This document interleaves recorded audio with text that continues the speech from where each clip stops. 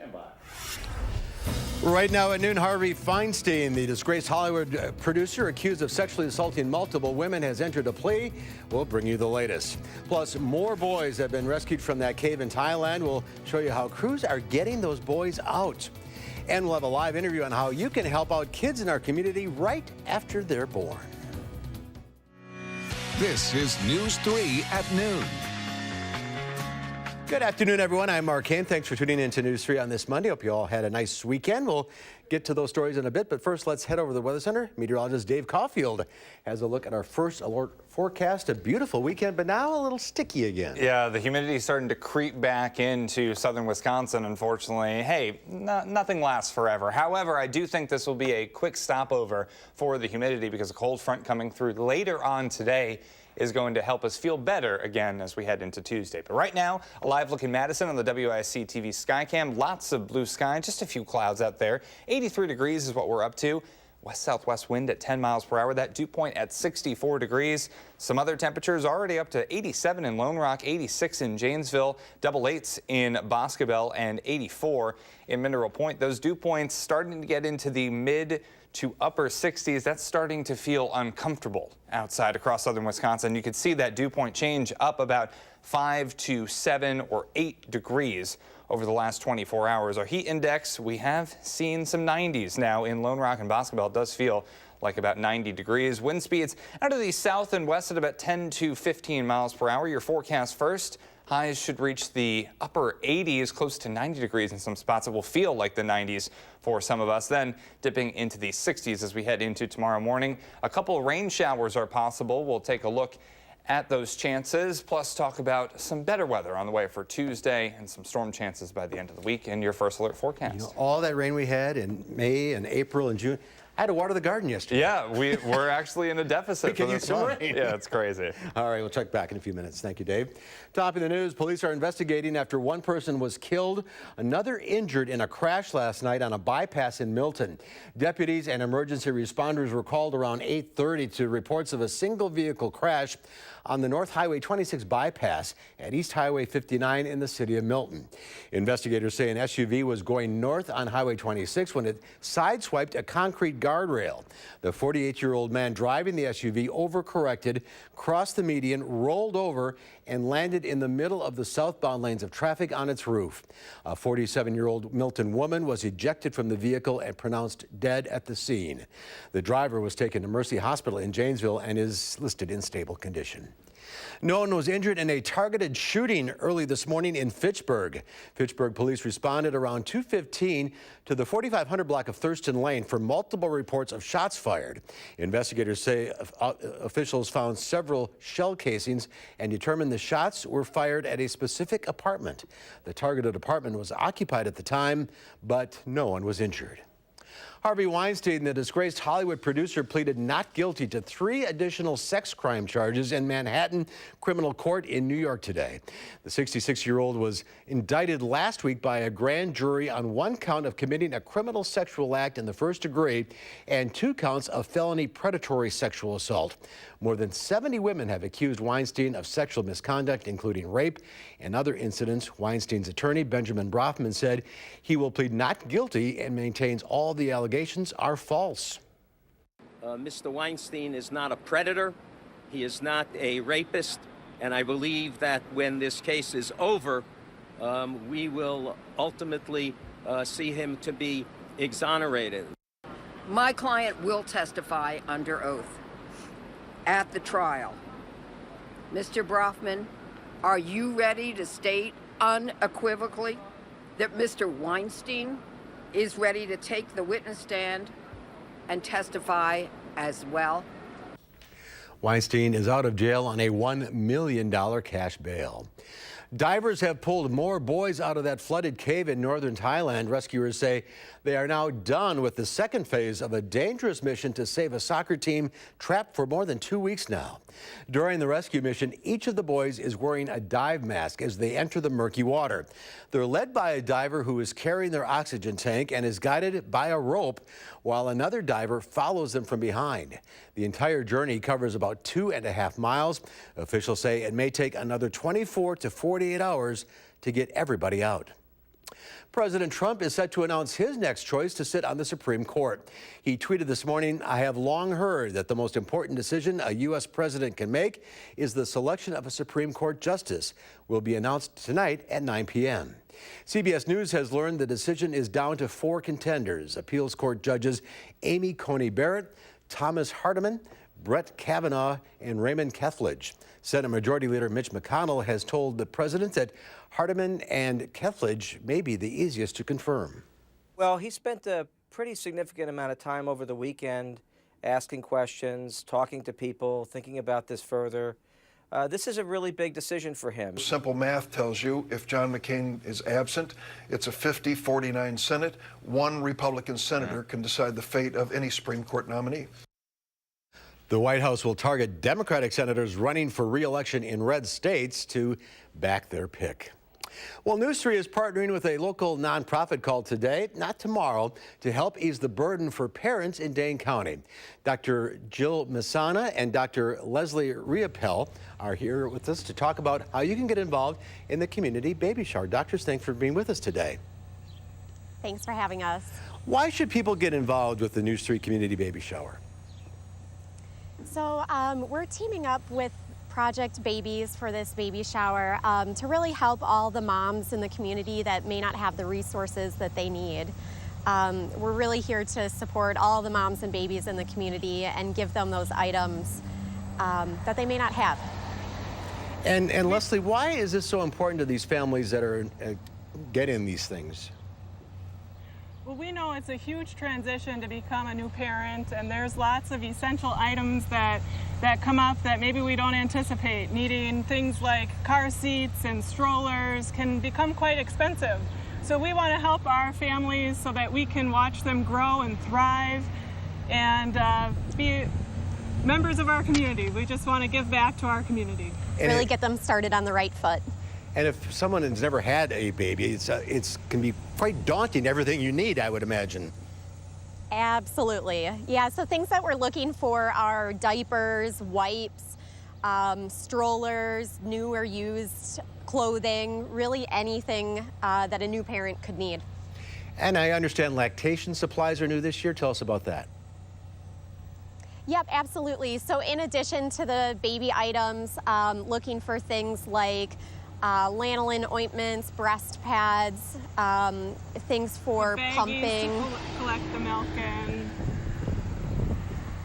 So how can people get involved in this? How can they donate? Where do they go? We have bins here at Associated Physicians, and there are bins at Meridian Homes as well. So stop on down with any supplies you think you or a loved one might need. We know there are people out in the community that need them as well. And the need seems to be getting bigger and bigger every year. Absolutely. Why is that? It's a good question. I think not only are there more, moms in the community, but I think just realizing how much more stuff there is and how much more support that we can give our moms to really, again, get them started on that right foot. Yeah, there's enough things to worry about when you're raising a newborn. And it's one less thing to have to worry about is where the diapers are coming from. Exactly. All right, let's tell people where they can drop off items today through Friday at Meridian Homes. That's off the Beltline at Southtown Drive, or Associated Physicians, as we mentioned, on Regent Street and South Midvale Boulevard. And if you cannot make those locations, you can also donate some money. You can do it through PayPal. All that information on our website, channel3000.com. Doctors, thanks for being with us today. Let's hope we have a big turnout for the baby shower. Thank you. Thanks for having us. There's more to come on News 3 at noon. Up next, we'll see what Howard's cooking up in the Mr. Food Test kitchen. When life gives us lemons, we make lemonade. But when we get fresh peaches, we make all sorts of peachy good treats. Stick around and I'll show you.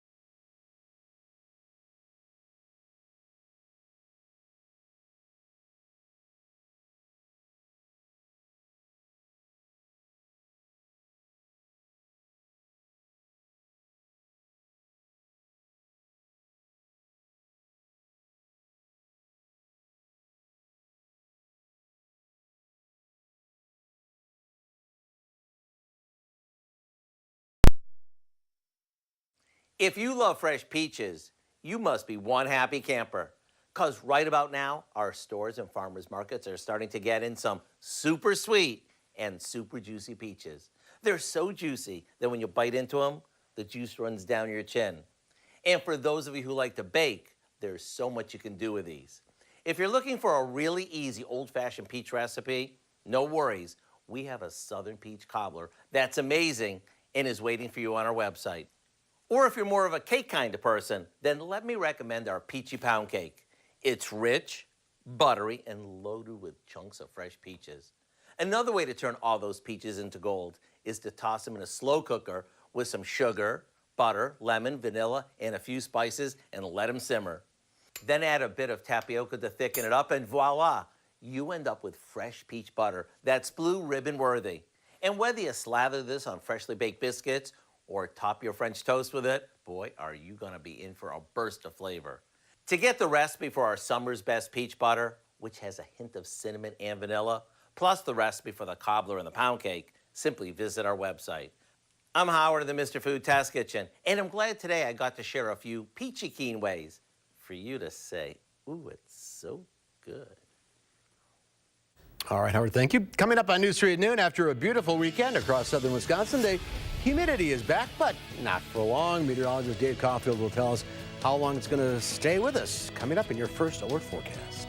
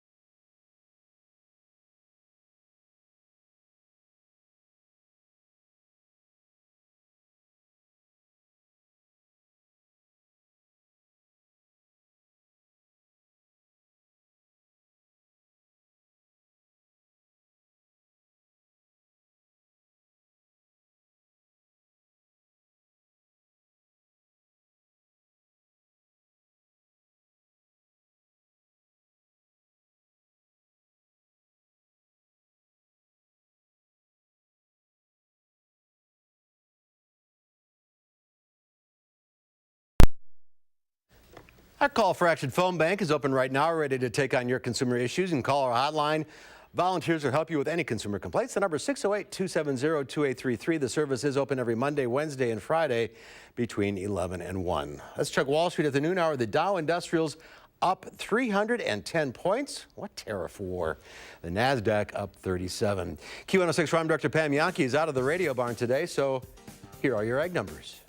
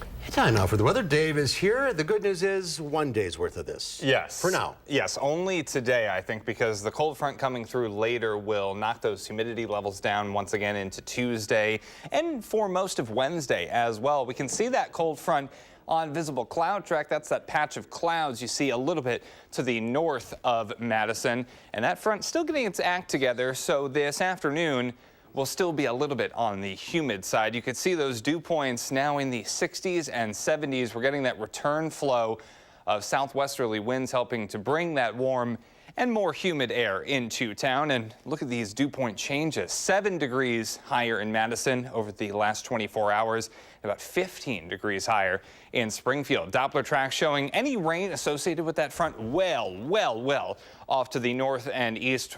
We could see a couple of raindrops in town later tonight, but it really doesn't look like too much of a threat that we need to worry about. And speaking of rain, after all the rain in May and after all the rain in June, would you believe it?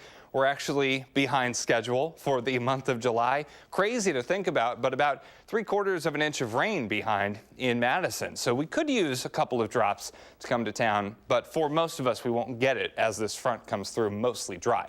Downtown Madison on the Edgewater Skycam, lots of blue sky. We got a dose of that this weekend. The weather was just fantastic. Forecast high for today, definitely warmer in the upper 80s. So about 5 degrees above normal for this time of year. Speaking of July temperatures, we started the month rather warm. In fact, 10 degrees are above the monthly departure normal on the 4th, but over the last couple of days, been a little bit below where we should be for this time of year. I think that changes today. We're already actually above normal in Madison, 83 degrees, 86 in Janesville, 88 in Bosque Belt, 86 in Mineral Point and in Platteville. Heat index values with those dew points heading into the mid-60s, starting to feel a little bit more uncomfortable.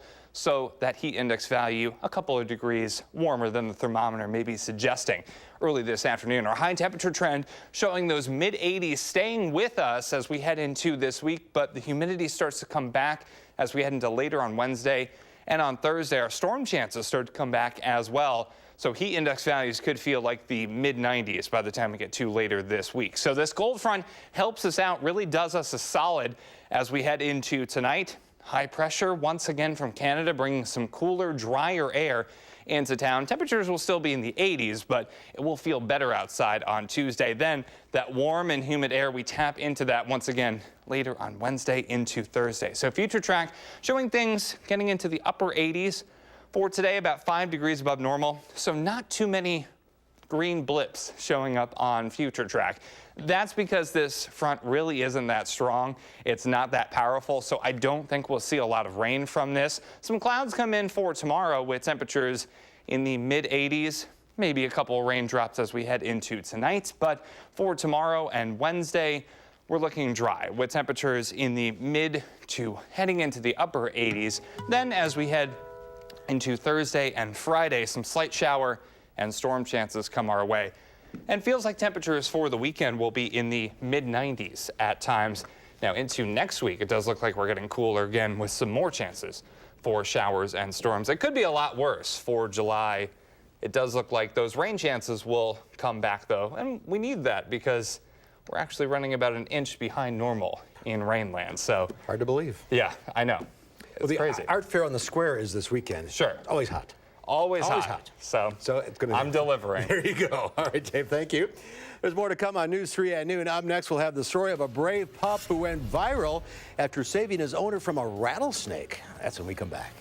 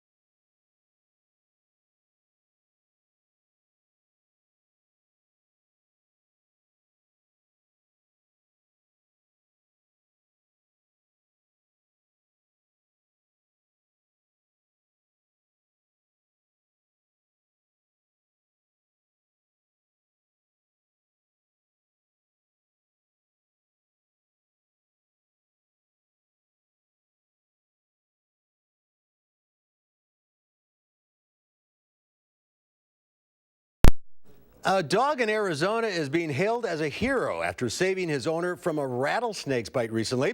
Pictures of the injured pup garnered thousands of shares on Twitter. Spencer Blake has the story. Sit.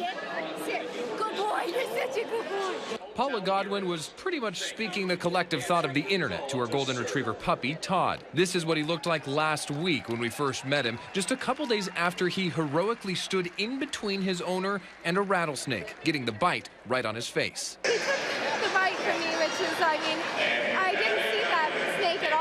I did not see him at all. After millions of people oohed and awed at his swollen, chubby face online last week, he's become quite a local celebrity. Sunday afternoon, the Arizona Diamondbacks honored Todd, now mostly healed, as part of a pregame ceremony. The D-backs are proud to host him today and welcome him as part of Heroes Weekend celebrations. A 6-month-old dog in a D-backs jersey featured alongside firefighters and EMTs. Quite an honor indeed, even if it is coming from an unlikely source of praise. I think it's kind of ironic that the Diamondbacks are honoring him since a Diamondback thing. The D-backs realized that too, as they mentioned in a tweet. They might have even let Todd throw out the first pitch, except he'd probably be better playing fetcher, like the good boy he is. I think that everybody loves a feel-good story in this world, regardless of their views. And Todd's honored by the Diamondbacks was part of the Dog Days of Summer game, during which fans are permitted to watch with their canine companions. I didn't make the connection to the irony of the Diamondbacks. I didn't. I was like, what are they talking about? Snake bites, but good man's best friend. Exactly. That's for sure. And you're everybody's best friend now, too. Well, yeah, for the most part. Well, this weekend I was very popular. A little bit less popular today because that humidity coming back a little bit. Temperatures in the mid to upper 80s already across southern Wisconsin with plenty of sunshine this afternoon. Partly sunny, maybe some isolated storms toward this evening as that cold front comes through. Your forecast first, we're heading into the 70s and then starting in the 60s on Tuesday. A little bit less humidity, though, on Tuesday and Wednesday. When that cold front comes through, it takes our humidity away. Some storm chances into the later portions of this week. It's the middle of July. Yeah. It should be like this. Exactly. All right. Thanks, Dave. We'll see you back here at 4 o'clock. In the meantime, have a great afternoon. Making plans that are weather dependent? Get an accurate 12-hour, even a 10-day forecast. Download the Channel 3000 First Alert Weather app and start planning.